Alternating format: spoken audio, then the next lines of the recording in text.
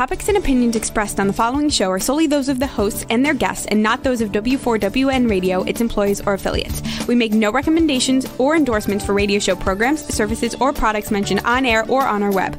No liability, explicit or implied, shall be extended to W4WN Radio, its employees, or affiliates. Any questions or comments should be directed to those show hosts. Thank you for choosing W4WN Radio.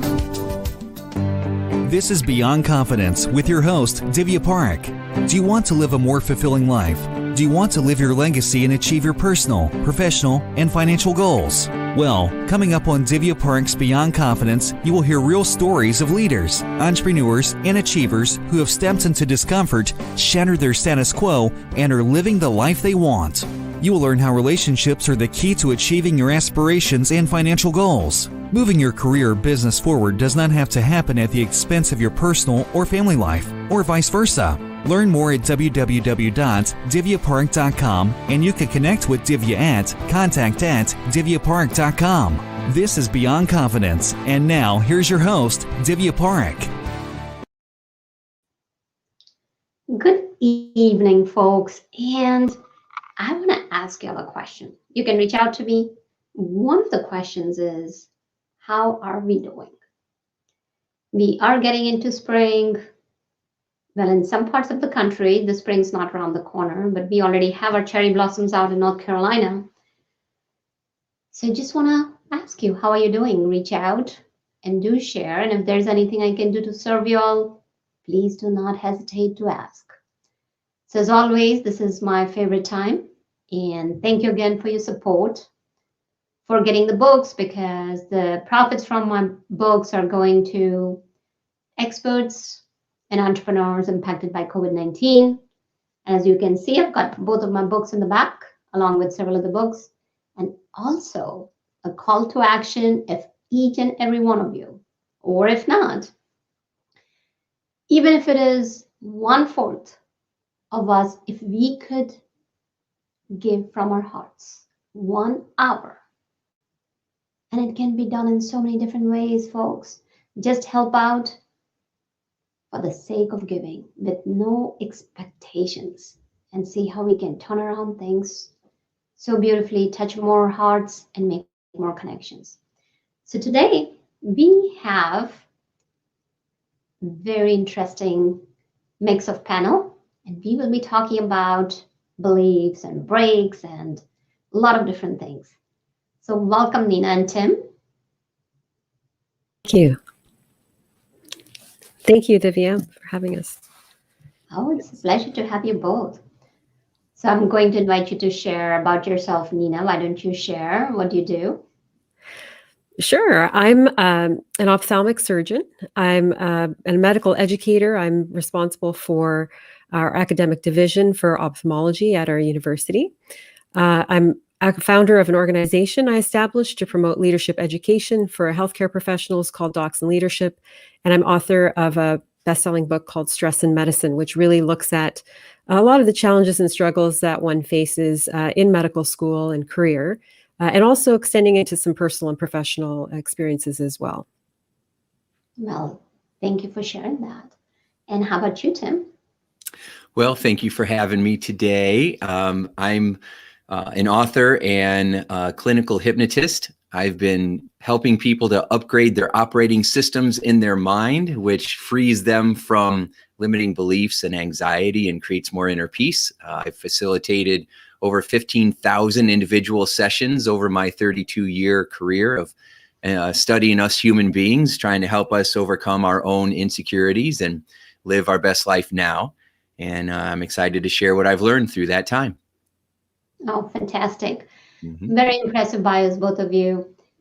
So Nina, let's take a peek in your childhood. Did you know that you wanted to become a doctor when you were young? I always knew I wanted something in healthcare. The story I always remember is when I was a child, I had dolls as a little girl, and I used to always put bandages on my dolls. I used to think that, if I put bandages on them, they'd be okay. Any little cut or any little bruise I imagine they'd have, I'd put bandages on until one day my parents said, "We can't buy you any more boxes of bandages. You're just using them all. We might actually need them." So I always knew that I wanted to do something in healthcare. I was always drawn to that. Love working with people. Love helping people. So that was an inclination I had since childhood, for sure. Oh, it just shows how you were into it, and what a phenomenal story that, okay, no more bandits. And how about you, Tim? I know hypnotist is probably not every kid's dream. No, I was not Career. expecting. Yeah, I wasn't expecting that at all. I got into psychology actually when I graduated high school. I spent the next 6-7 years getting my degrees in psychology because I was trying to get rid of my anxiety. That was my big goal. I wanted to stop feeling nervous and scared and anxious and stressed all the time. I wanted to figure out if there was a way to stop sabotaging myself, and talk therapy didn't seem to really do it. And I had an experience my sophomore year of college where they would have guest speakers come in, and one of them one day was a hypnotist, and he asked for a volunteer, and I said, "I'll cluck like a chicken." I didn't know anything about it. And he started taking me through it. And within a couple of minutes, I felt a sense of peace and calm wash over me. And I'm like, what is this? And that knot that I walked around and that I had in my stomach all the time, that anxiety and fear, like disappeared for a little while. And I was hooked. I'm like, I have to learn what this is. And so I ended up finding a school that taught hypnosis. I was the only kid working on my bachelor's degree. Everybody else was an MD or a DO. And it changed my life. And I've been doing it ever since. So one of the things that you brought up is MD and DO. So I know hypnosis has been widely acknowledged in medical field, but what's been your experience, Tim? It depends on the physician. Some people are open-minded and some are not, right? And so those who are open-minded have realized that hypnosis has been around for thousands of years. We just didn't call it hypnosis. Even the Egyptians would talk about their sleep temples, where if you were not feeling well, you would go to a sleep temple and they would be offering affirmations and playing music, and you would lay down and close your eyes and go within. And that's really all hypnosis is. It's working with your unconscious mind, the part of your mind that stores your beliefs and your habits. And so the hypnosis isn't what's magical. Our mind is what's magical. It's just a tool that helps you to unleash that magic that's already inside of you. Talking about unleashing the magic, and Nina, you mentioned that you're on academic side and that you have started an organization for leadership. So I'm sure you're looking to unleash the genius within a lot of people. So what made you decide to go in optometry, and what college are you associated with? So I'm academic chair for ophthalmology at McMaster University. My apologies, not optometry. Oh, Ophthalmology. that's okay. Actually, it happens a lot. We need that happens a lot. So I actually am academic chair, yes, at McMaster University. And the reason I wanted to develop the leadership side of things is through my different academic roles and even roles at the hospital. I've been involved in many leadership roles. I observed a spectrum of capabilities within physician leadership specifically. We don't get formalized training, at least not at this time, in our medical education. And so it was something that was quite evident to me in that those who were extremely skilled at leadership really produced excellent results. And those who were not completely skilled, there were actually quite detrimental effects to those people who were around them. And it created toxic work environments and other consequences where in academia, particularly where you're role models for learners, that becomes very, very important. And so for myself, having witnessed the entire spectrum and recognizing that we really need to develop our skills, not only for the people we teach, but also to engage in the system more effectively, I developed Docs in Leadership in order to promote and deliver leadership curriculum relevant to the healthcare context so that people could be more prepared and have the tools and skills they need. So you brought up a good point that this is not offered by different medical institutions as in approved curriculum. So what were the gaps that you recognized and how did you fill them? There were gaps in a few areas. So the curriculum that I developed based on what I observed is two streams. One is health system literacy. So for example, we don't often learn formally, which is surprising, how the funding system is and what the structure is for distribution from the government level, since we're a public healthcare system in Canada. Other things in terms of us being regulated professionals. What does that really mean? What does it mean to be a regulated profession? What are our obligations and responsibilities within those frameworks? And then the other side of the curriculum where I noticed gaps were in emotional intelligence, so that the way people communicate with one another, how they receive information, just being aware of how they impact others around them, that was significantly lacking in certain circumstances. And so those are the two arms of curriculum that I've developed through Docs and Leadership, taking basic principles, leadership principles, but really drawing in those elements. And then adding a third layer now at this point, which is related to stress management specifically. So can you share a story where you can talk about like how emotional intelligence has turned a person around and have them move from a place that, okay, it's all right to have an environment where I can create toxicity to an environment of transformation? The emotional intelligence piece, we had an instance, for example, where one of our leaders really was not interacting well with an administrative staff person. The administrative staff person was very high performing, was fantastic at what she did, and ended up actually having to transfer jobs because she felt that the work environment had become so toxic. With the person who was involved, we really did try to offer coaching to this individual so that they could develop a sense of how they come across. It was effective to some degree, but the person really needed to be able to recognize themselves that there was an issue. And I find that unless that piece happens, you can't really evolve in that emotional intelligence because you don't have the awareness that that needs to happen. So in that particular instance, we were in part successful. It's still a work in progress. But again, it really does come to that individual to be open to transforming and really integrating that new behavior. But it does make a difference. Mm-hmm. No, please continue. No, I was just going to say that it really does make a difference where if you do have a team of highly emotionally intelligent people, the level of productivity and the level of engagement and morale it's incredibly high and impactful as well. So it's definitely something that's worth looking into and developing within medical education and in all education, frankly, I would say. Oh, absolutely. Because having a core learner of emotional intelligence and doing so many workshops, you talked about awareness. It's about the self-awareness. Self-awareness is the fuel that burns anything that's hiding or that's anything that has created patterns. So picking up on that, Tim, you talked about unconscious beliefs because, and we can of course, go back and relate to the brain areas that where the memory is stored, but coming from your profession, do you want to go into that? What is it that keeps people doing and repeating the same patterns over and over again, and how can they reach a breakthrough? Well, what I have found is that it's not the experiences that we go through, it's what we think it means. And most of the beliefs that we formed when we were little kids. So it's like we've got a little 8-year-old running our life as an adult, and we don't realize that that's happening.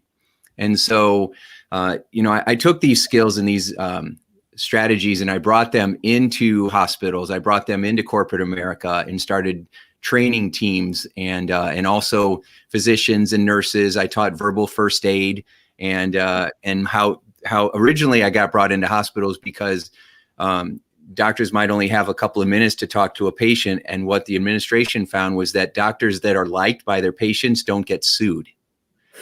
And so that is why I was brought in, to solve that problem.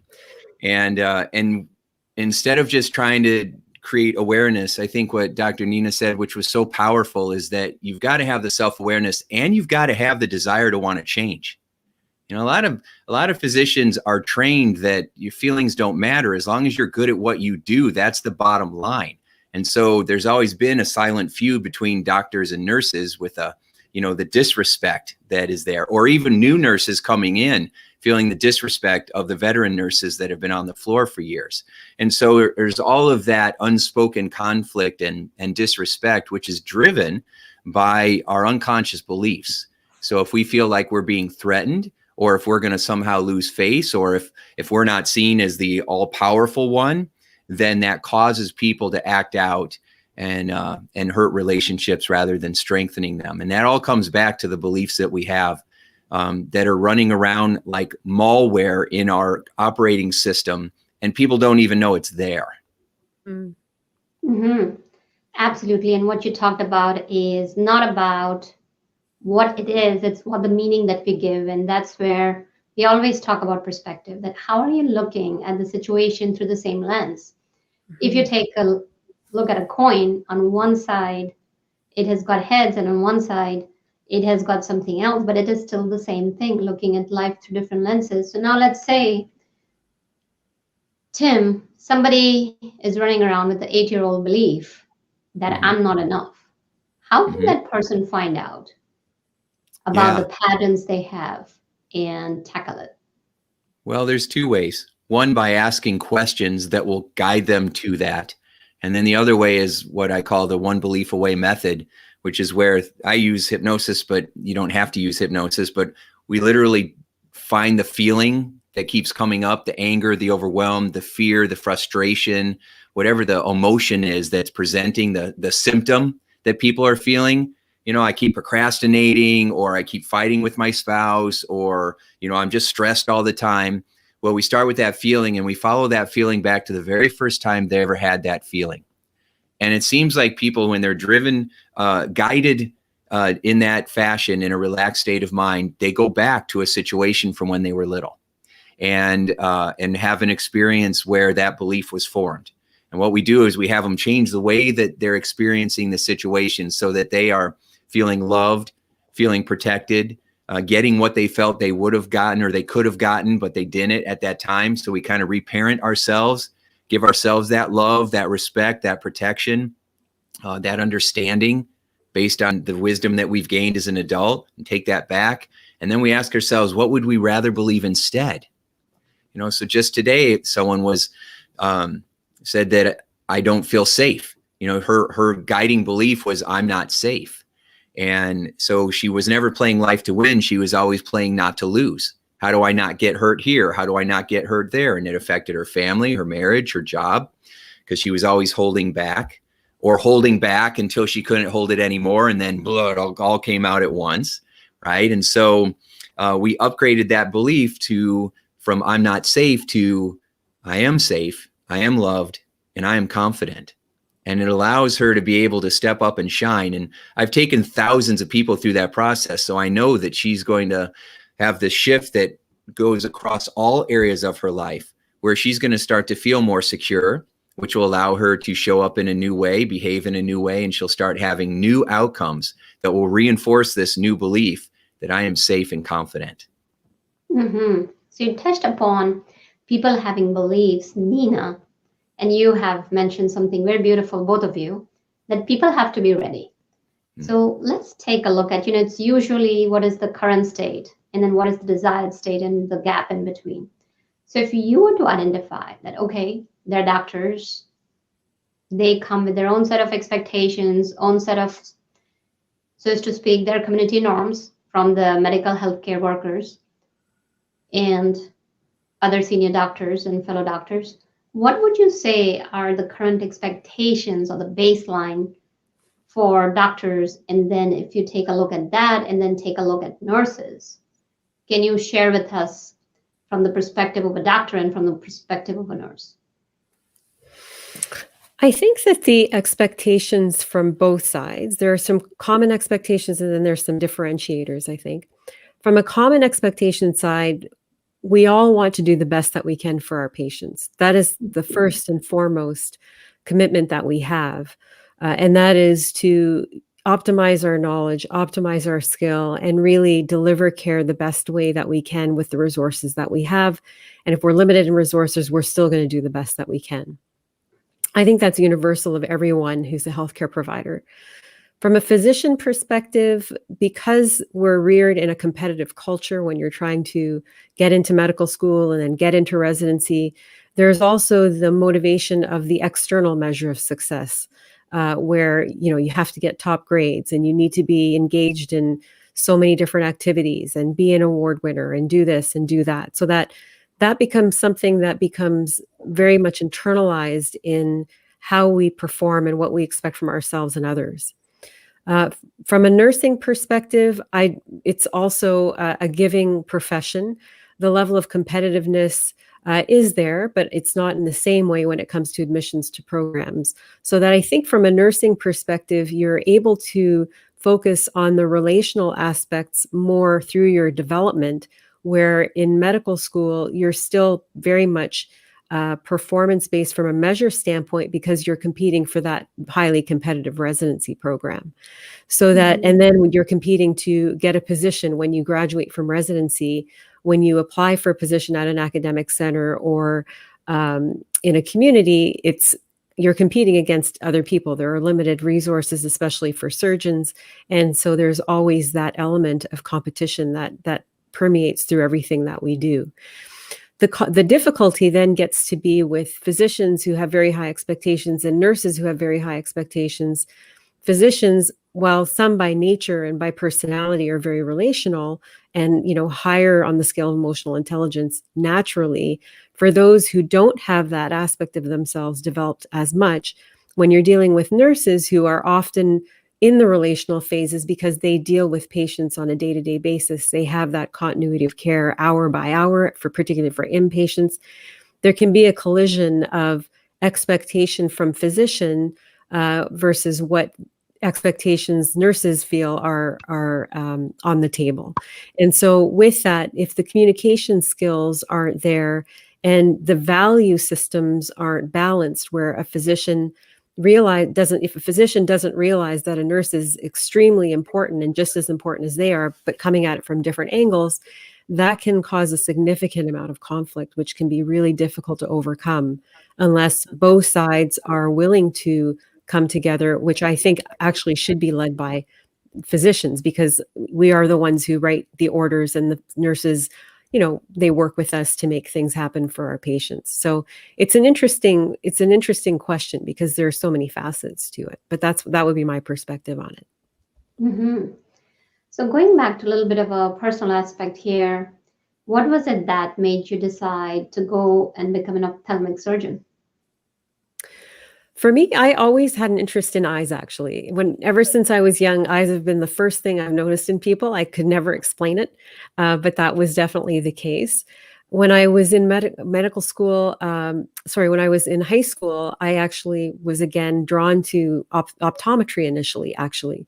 I went to University of Waterloo, which is the only undergraduate English-speaking program for optometry in Canada. And when I was there, I went to different information sessions and realized that I was very interested in eyes and I was very interested in providing eye care, but I really also liked the hands-on perspective and wanted to be able to use my hands more, which medicine would allow me to do. When I entered medicine, it was a search for me. I actually, to be honest, didn't think about ophthalmology right off the bat. I was exploring other options. I didn't realize how much opportunity there was for hands-on work and how intricate the surgery was and how fascinating it really was until as I was approaching my last year. That's when I actually discovered ophthalmology.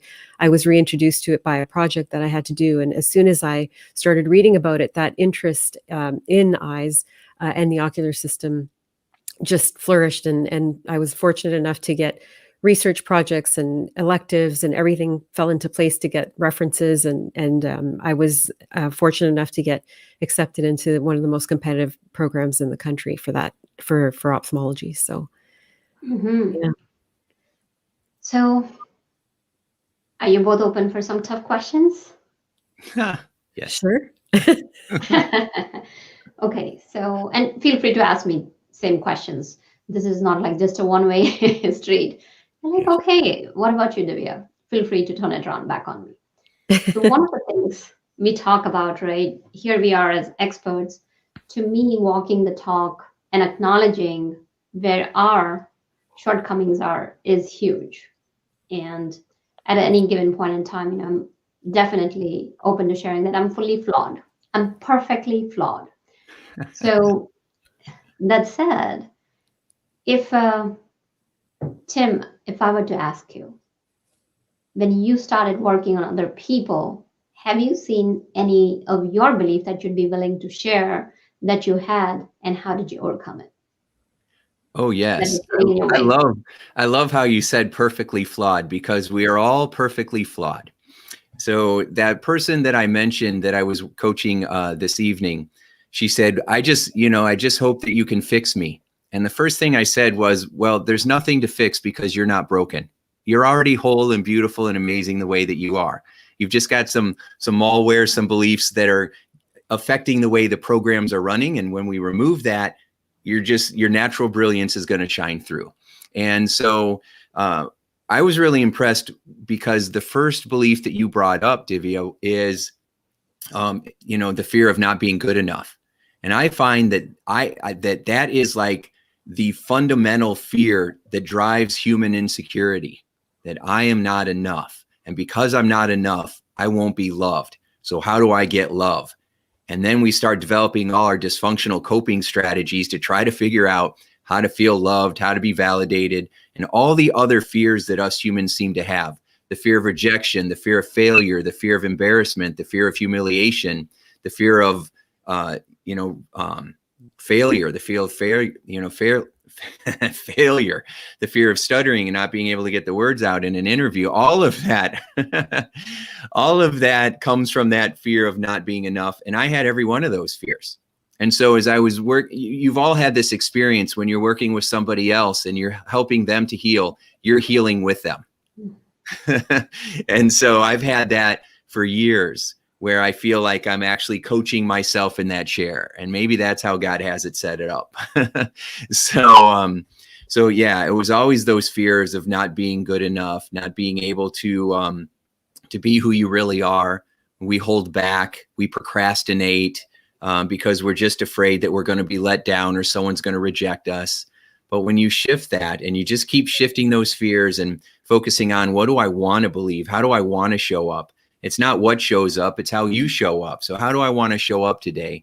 And when you do that each day, that's when, as we say, the magic happens. Mm-hmm.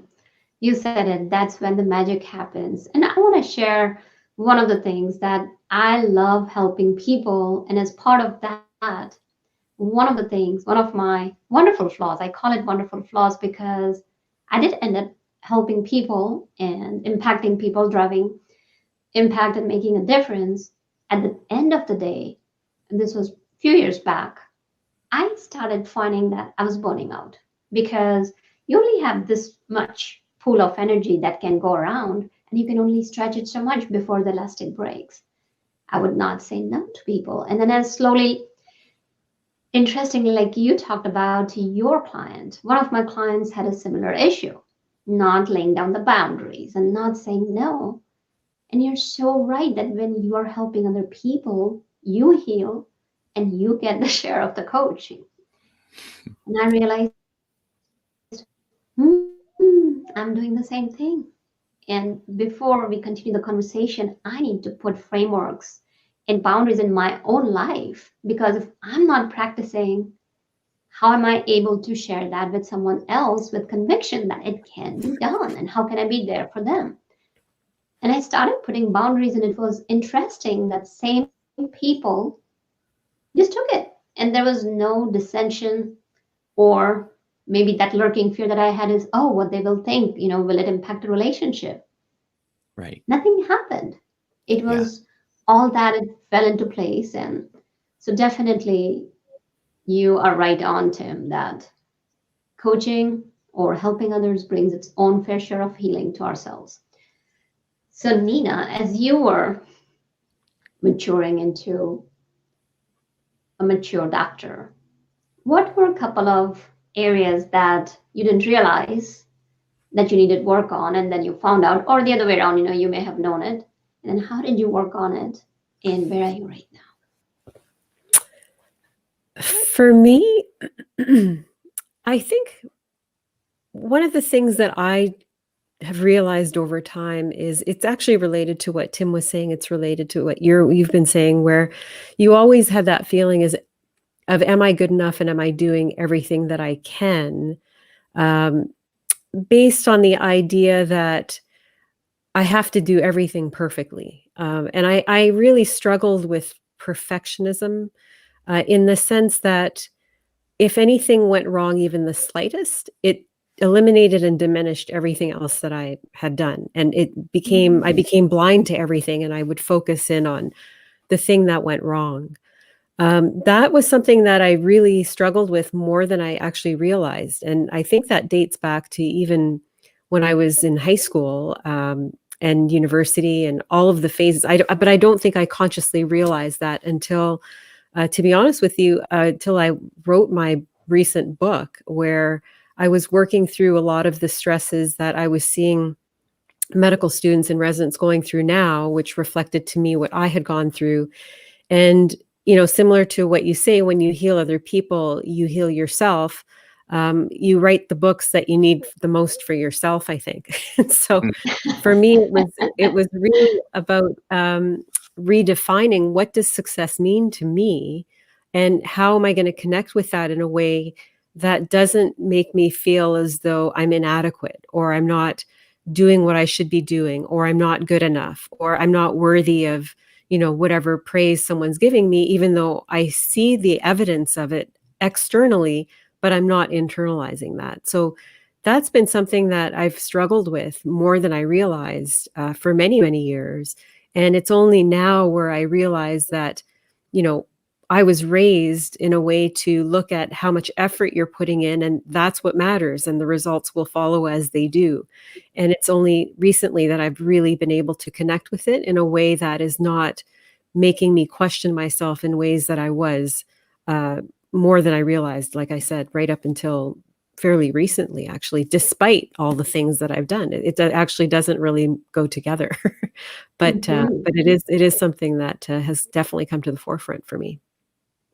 So let's say if you were speaking to younger doctors, whether it's men or women, and they're going through the same thing. As you mentioned, you were not very aware of it. It was there, and you have had this journey where it's been tug of war, pull and push, about just kind of being with it and getting connected and moving beyond it. What would you tell them?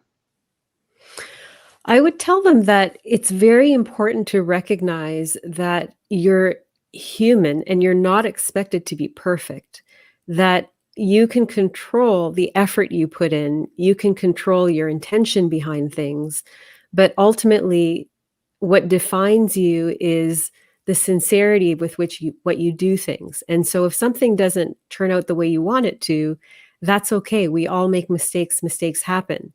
But if you're able to have a mindset that allows you to learn from that and look at all of those things as growth opportunities, those things can actually be gifts to you that help you realize different parts of yourself that you can develop, which can culminate into this person that can bring even more to the table for your patients. So you have to not be so hard on yourself that you spiral into this depth of negativity, which doesn't allow you then to move forward and pass that into a space of positivity where you can actually, grow and, like I said, contribute more, both at work and at home.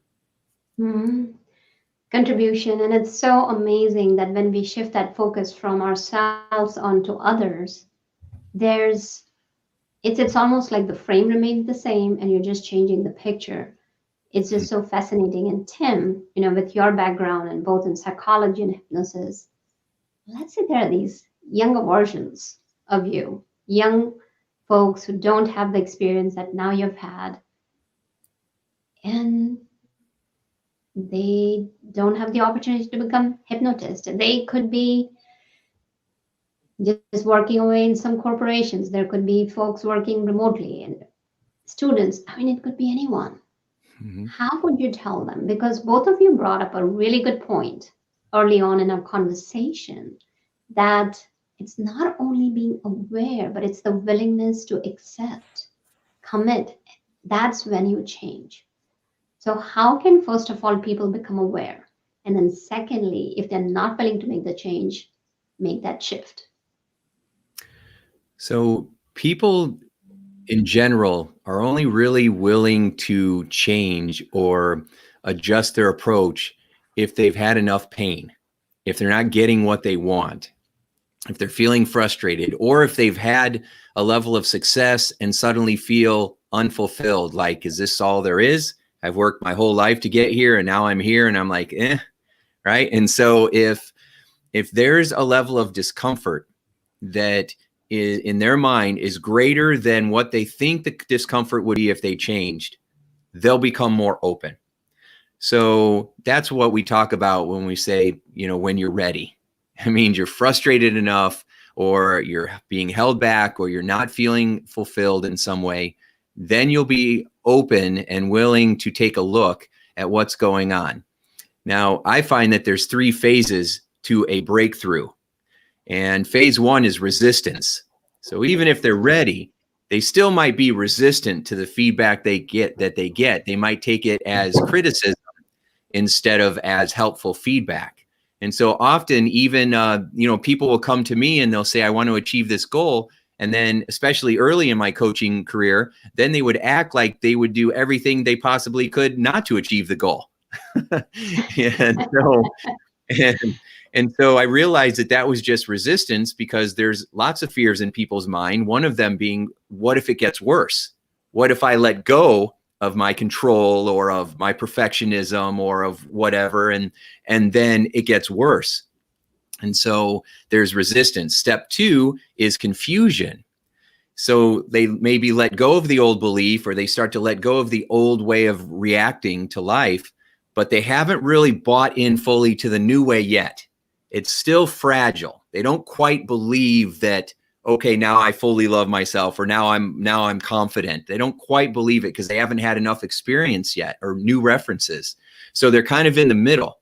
And I always describe it as, you're not in hell, but anymore, but you're not in heaven. So you're in this purgatory state, right?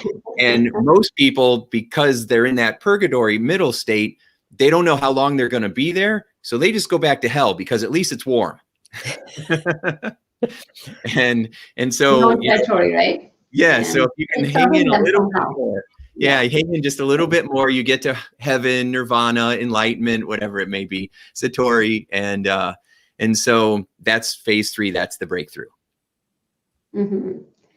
And you talked about resistance, Tim. And usually what happens is that, if you have those beliefs, they're doing some service to you. They're serving you in some way. Mm-hmm. And there's so many people, like, as you mentioned, they're stuck in phase 1 and phase 2, going between back and forth, where we find that a lot of people get on a lot of weight loss programs. They lose weight and then they gain back the weight. Similarly for smoking or addictions.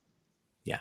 So when you are going back and forth between that phase of resistance and confusion, what could you do to cement or fortify the new belief, so that way you're not falling back into the old ways? That is an outstanding question. So as a hypnotist, everybody came to me early on to lose weight and stop smoking. So I've helped thousands of people with that, done tens of thousands of sessions for those things. And in the beginning, as I was learning, I watched them do exactly what you said, relapse time after time after time. I've seen people lose the same 50 pounds 4 times, right? And it's just, it's brutal on your self-esteem. So there's 2 solutions. First, we've got to actually upgrade the beliefs. Nobody does that, right? They're always trying to change their diet, get on a new plan, try to get motivated. It's all external. They're not actually looking at the beliefs. Like Kathleen was a client of mine, and she came in to me and she said, Tim, diets don't work for me. She was near 300 pounds. She said, can you make me a happy fat person? I just want to be a happy fat person. And then she started crying. So I knew that's not what she wanted. Okay. Right. And, but she had a belief that there was no way she could lose weight. Well, we went and we started using the 1 belief away method. And it turns out, because of her past, she felt like she was unworthy of being happy. And I've heard all kinds of beliefs. I'm not safe. You know, a lot of women have had sexual abuse and things like that. So if I allow myself to be thinner or more attractive, that I could get hurt again. So we're not doing that. All kinds of beliefs that come up. And when we upgraded Kathleen's beliefs so that she now was worthy and loving of herself and feeling good, she lost 154 pounds in 10 months. And that was 4 years ago. I still talk to her, right? And keep in touch. And so if you upgrade the beliefs, it changes everything. Because if you have a belief that you're not worthy, you won't be able to sustain your results. You will find a way to sabotage them. The other way that the other way that we do it is we have to associate pleasure to the healthy activities and pain to the old activities that were getting in our way. Most people don't do that. I love to smoke and I hate to not smoke because that's how I deal with stress. Or I love to eat and I hate to exercise, but I want to lose weight. If you don't change that around, so if I help someone stop smoking, but I hear them still say, oh, I still every once in a while think how great it would be, I immediately stop them because they're making it something better in their mind. And that's a great way where a year down the road, they're having drinks with a friend or they get mad at their spouse. And then they go back to that cigarette because they still have that idea that cigarettes are wonderful because of all that old programming.